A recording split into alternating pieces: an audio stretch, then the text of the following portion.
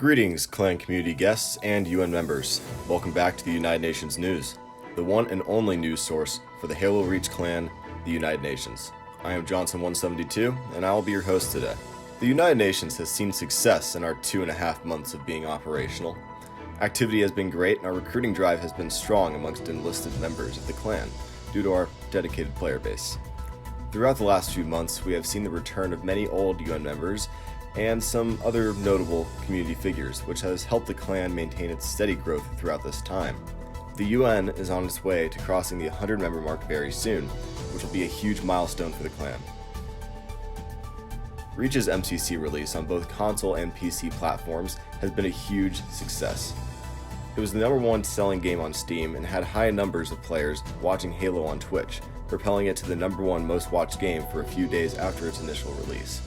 It is great to hear that Halo is making a comeback after Halo 5's controversial release.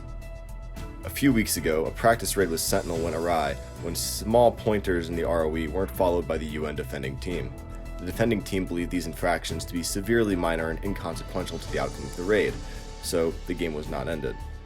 This situation would end up having Sentinel declare war upon the United Nations for a short time, and tensions in the community rose to see what would happen next. Luckily, cooler heads prevailed and both sides would recognize miscommunication happened with both parties, and war would be rescinded by Sentinel, maintaining peace between our two clans. The UNAR has started up a new class of Rangers, and from what we have heard, these new Ranger initiates sound very promising. Though it is unknown who will truly pass the entire training process, I have faith that all of them, pass or fail, will do their best to try and join the elite operators of the clan, the UNAR. Recently, upon Iceslayer's retirement as custodian, Satori-172 has become an official co-leader of the United Nations, joining Vash of Reach, the CEO of the UNAR, as a leader within the clan's hierarchy.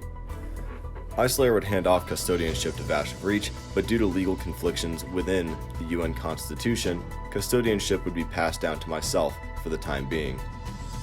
Thank you all for tuning into UNN. Stay tuned for the next episode, and of course, do not forget to like the video and subscribe if you want to see more content like this.